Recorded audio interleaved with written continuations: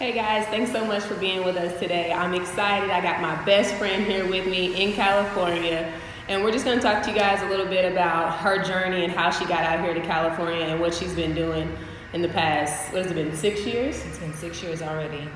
Okay, so you and I are both from Lexington and small town girls, and now you're in the big city.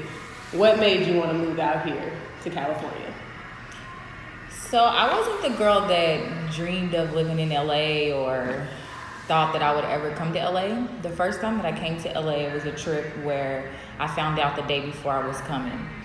And it was like I got a phone call and was like, we're going to LA tomorrow. Mm-hmm. And my brother had already lived in LA for a couple years, so of course I wanted to come visit him. And the first time that I came to LA was just something about like just the weather, like the way people live.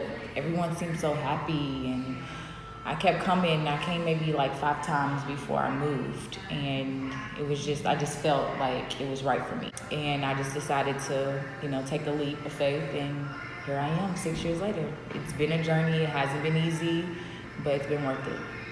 And would you recommend to somebody else who maybe not LA, but whatever market they want to move to, would you recommend them taking those trips prior to going, or researching on the internet, or what would you say to do if you're trying to look to get out of wherever you're at?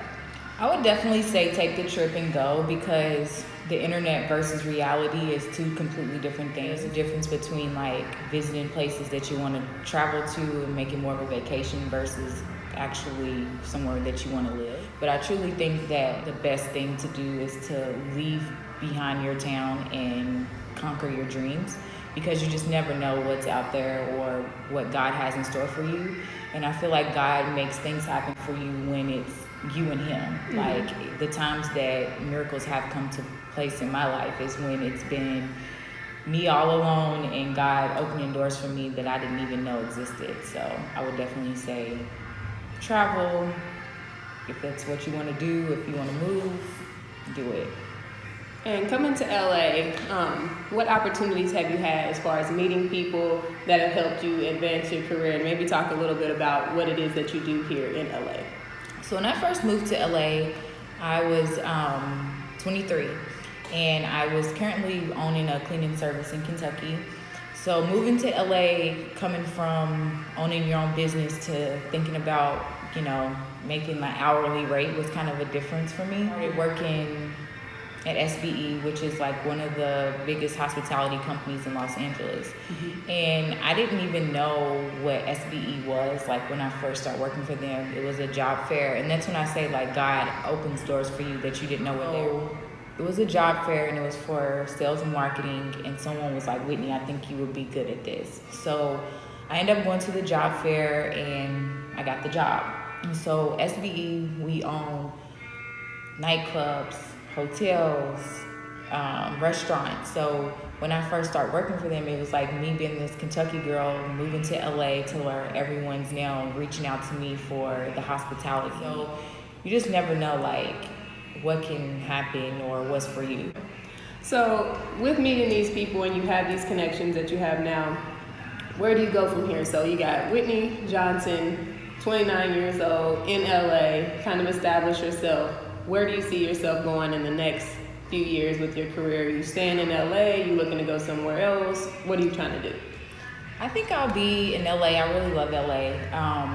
I can't say that I wouldn't move anywhere else, but as of now, I see myself in LA. I've recently got into the real estate world and learning more about like finances and, investment projects and things like that. So just coming from SBE, I worked there for 4 years, in which I still am like independent contracted through them, so I can still send in tables, reservations, book their venues and things like that. Everything that you do is like a stepping stone. So SBE was a stepping stone for me to get to the next place in my life where I am now. I was able to meet a really good network of people, and your network is really your network. Mm-hmm. People that I met 6 years ago are the people that are in my corner today. So longevity is key.